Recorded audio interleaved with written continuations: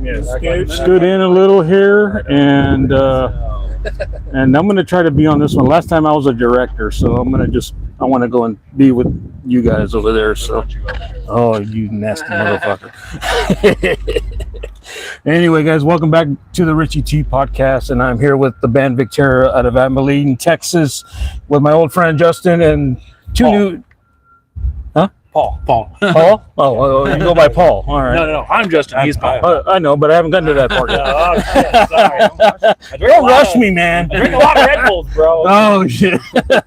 Well, anyway, man, thanks a lot, guys, for joining us again. And I know we're short a member. You know, Kristen, we love you, miss you. And hopefully you get back on the horse real quick, too, man. But hey, Justin, what's been going on since the last time we talked, bro? Oh man, it's yeah. You take that one. I got one on him right now. I'm just kidding. You don't have to hold it with 2 hands. You can hold it I don't know what to do with my hands. Your favorite technique is yeah, I usually hold things like this, but I don't know, man. It's been a while. I mean, I see you every now and then in Abilene at the Zone. Yeah. So I don't know. We got 2 new guys, like you were saying, Paul and Jared here.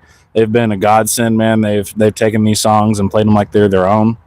Like he was saying, Kristen's behind me 100% of the way.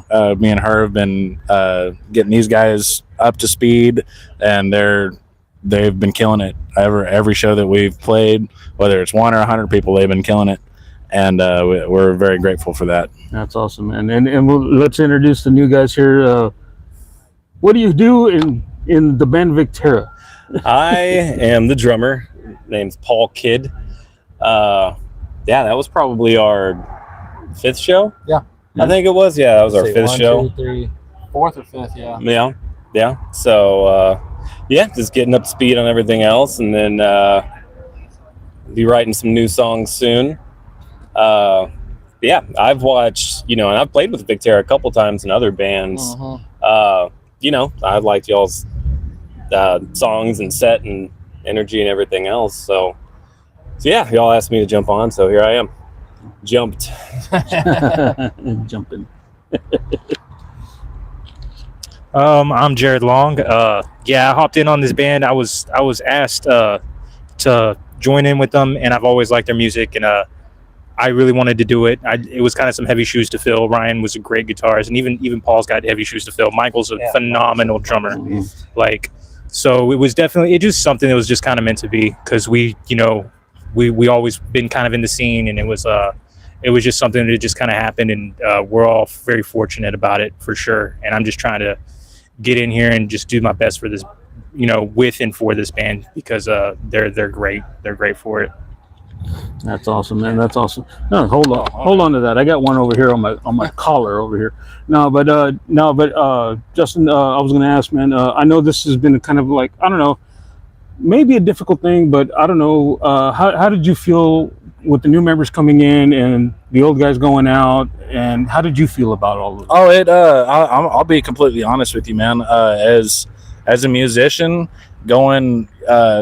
This band was everything to me for the past few years, and it all kind of slowed down. I had a child, and we all kind of took a break anyways, but then just things kind of just kept going from there. And Michael and Ryan unfortunately stepped down, and Dakota at the time. So I'm not gonna lie, man, it was depressing. I went a little manic, and I didn't know what to do. Me and Kristen were just kind of like, what are we supposed to do, man? Like we're sitting here with a whole EP. These guys told us that we're done after this EP, and then we just didn't know what we're gonna do. And luckily, me and Kristen just kind of buckled down and talked to each other, and we were like, hey man, like this is what we want to do. This is what it's about. We still have something to say, and this is the band. This is our avenue to do that. And we were so fortunate enough. We went through our trials and tribulations with other members. Don't get me wrong. Mm-hmm. We had a few shows that other people filled it on in until these guys ultimately joined. And like I said, they've been a godsend, man. They show up to every practice. They show up to every show, and I couldn't have asked for better musicians, honestly, because they click. And it's hard to find musicians that do that nowadays without a backing track or a click track in their ears. Right. Like these guys actually have that feeling and that love and that groove, and that's what this band's always been about. We've never used in-ears. We've click tracks. The only in-ears we use right now are for Paul, and that's because some venues don't have a stage monitor back there, and that just so he can hear Jared. But we've been evolving not only our sound but our equipment. And like these guys said, we're trying to write some new stuff. We've been jamming a little bit of riffs here and there, and we're going to be hopefully buckling down in the next few months and just maybe releasing a single or two, hopefully. So. Awesome, very cool, man. And man, like I said, we were talking earlier, and we've been friends for 5 years now, and I've seen you guys grow and do all your thing, and see a new family come into play, so to speak. And it's just been so good to see that, man, because a lot of bands nowadays they don't want to continue on after their original members leave and stuff like that, and you see that not only on the local scene but in the national scene or the region, the worldwide scene as well. But I'm glad that you guys are still doing what you're doing, you and Kristen, and plus the new guys here. It's good for me to see that and to recognize that, because you guys have always supported my shit, of course, and always did my thing, and you can still continue to do it right now, of course. But man, it's been fun, man, and I want you guys to know that from me, on a personal level. Then that's of course, man. I appreciate that. Real recognize real, exactly. You've been there for us since the beginning, and we'll continue to be there for you as long as we can, man. Oh yeah, until I say fuck it. But anyway, man. But here's some, a couple of deep questions here. Okay. But why do you play music? What drives you to play music? I guess that kind of goes back, and I'll give these guys the mic too on this question too. But for me, this kind of goes back to what you were saying about just not quitting. Yeah, I love music, and people call me, like, my girlfriend calls me Clark Kent, because I'm a completely different person than I am right now than I am on stage, and that's who I'm supposed to be. And it's great that I still get to do this. I was told we played with the Last and Seconds of Life a few times, and the last time we played with them, the guitarist, those guys have went through, I think, 2 or 3 member changes. Mm-hmm. And the guitarist told me the last time we played with them, like, dude, don't give up. Like, take it from me. I'm in a signed band. Don't give up. And that's and if I could give any advice to anybody, if you really want to do this, then don't give up. It's there. You just gotta keep reaching for it, man. Why do you like music? Oh man, there's a lot of reasons. Mostly it's who I am. I have to get out there and play or practice or jam and do whatever. It's one of the few times I get to shut off my brain, especially on stage. It's just, I click in the first song and then it's like done. I'm like, oh shit, where'd that last 30 minutes go? It's the stress relief and release of playing. If I go more than a couple weeks without practicing or doing anything, I'm just antsy, and it's just a part of who I am. Why do I play music? Well, I'd probably say that really honestly nothing in my life has ever really made more sense to me. And I don't mean it in the sense of like I understand music, because I actually don't. I kind of suck at it. But I do know when I play it, it's something that just like I've never been more content. I've never been upset. Like there's just nothing. Music has always been like that thing that I just always is just, whenever you're down or whatever, whatever the case is, music has just kind of been there. And it's just something that I'll just never not do.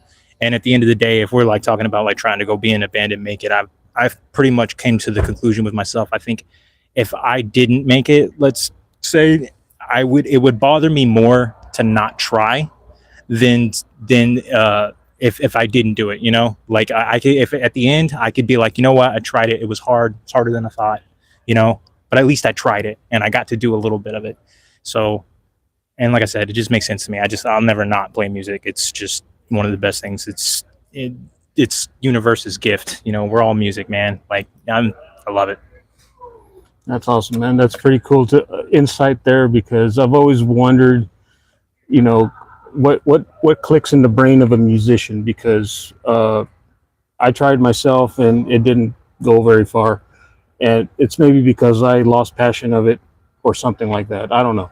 But when I see you guys or any other band that's out here playing, it gives me that satisfaction of, they're doing it because they love it and you guys love it. And I see that on stage, every time I've seen you, Justin, on stage and even tonight with the new guys, it's there. It's fucking there. And I appreciate that because that makes me feel I could have done that, but I'm doing something else that helps them.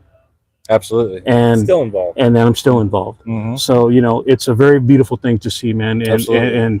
and I enjoy that so much. Mhm. So much. I gotta act a little bit too. But here's another kind of a deep one, but not really. It's more of a kind of a fun thing. If there was a song out there that you would like to have covered or wish you had wrote.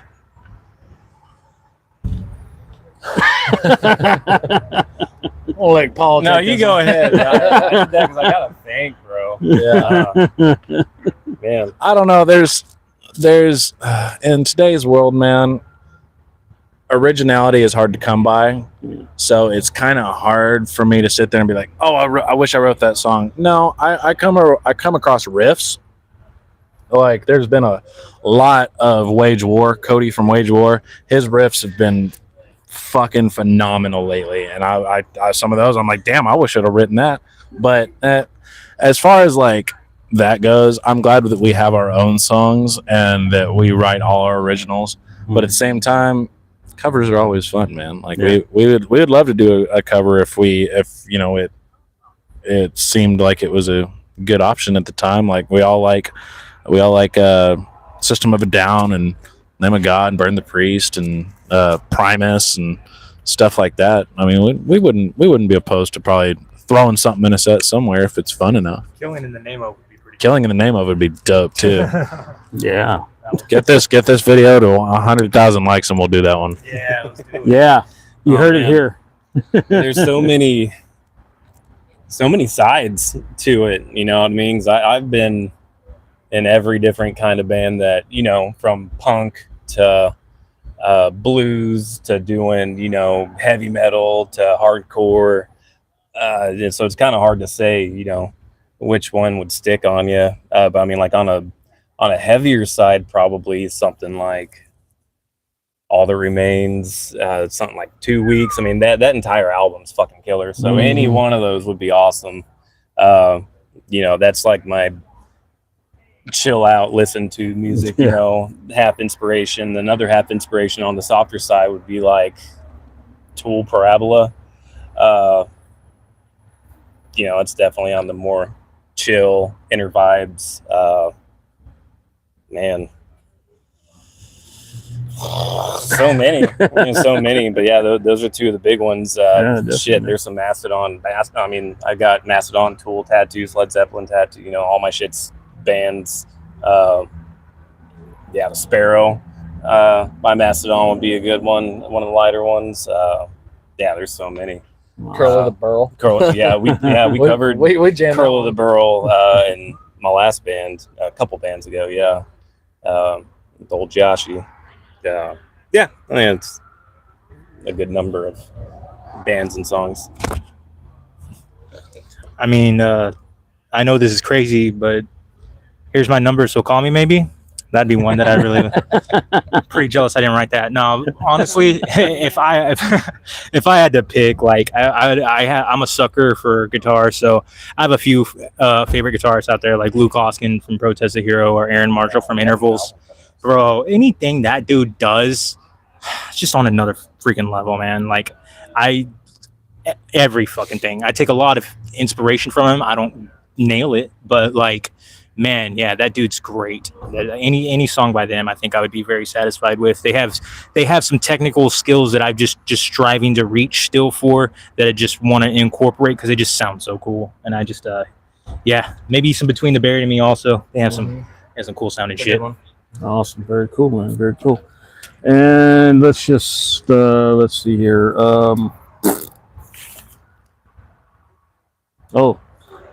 one more serious, final, sad fucking question, and then we'll call it a day. Okay. Talk about Ozzy Osbourne, man. What did he mean to you when he passed away?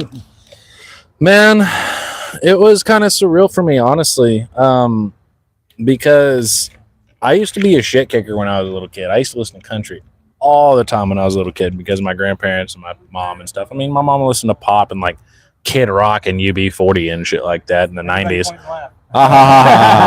We could tell. Hey, Yeah. man, I grew up in a small town. It's all Yeah. good. But the first album that was metal or hard or rock or metal, whatever, that I got from my mom's CD collection was the Black Sabbath album that Children of the Corn was on.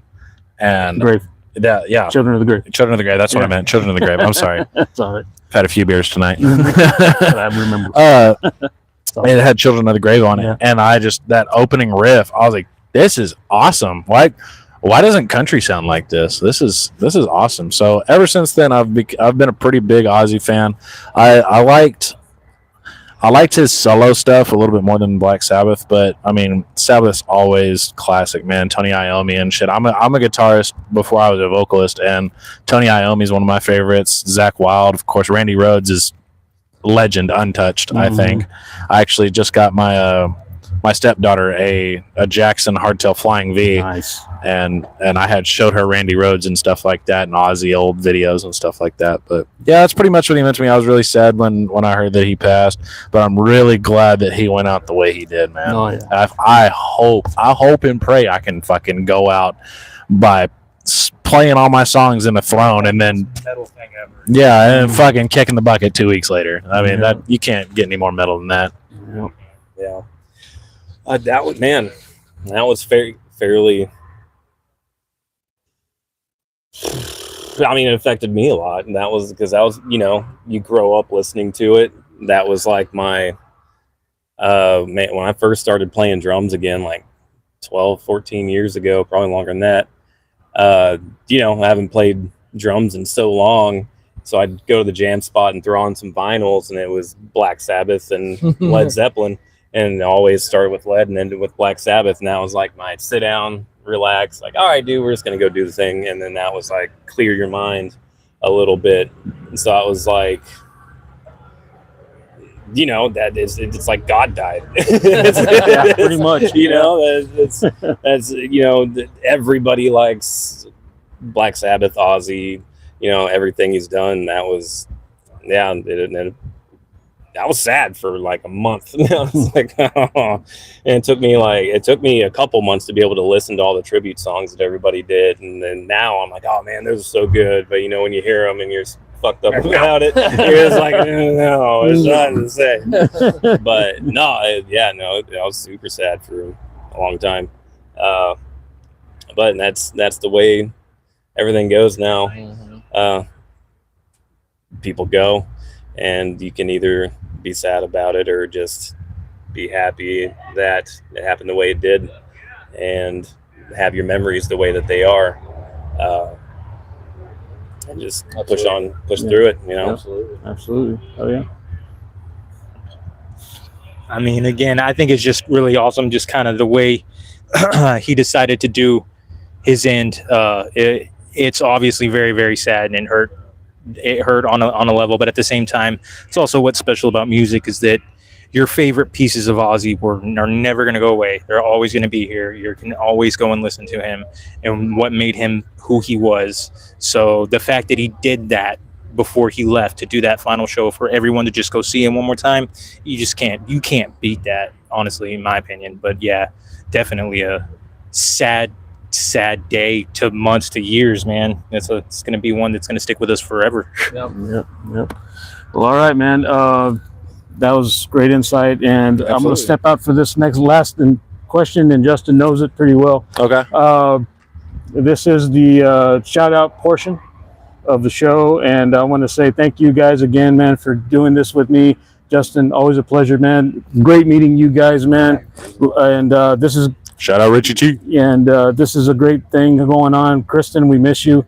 And like I say on this show, this isn't just my podcast, it's your podcast too. If you got any shout outs to all of your friends, family, and friends, let them know. Man, these guys for sure I want to shout out for sticking with me through this show. We were down a bass player tonight, and we still got up there and we still killed it for 30 minutes.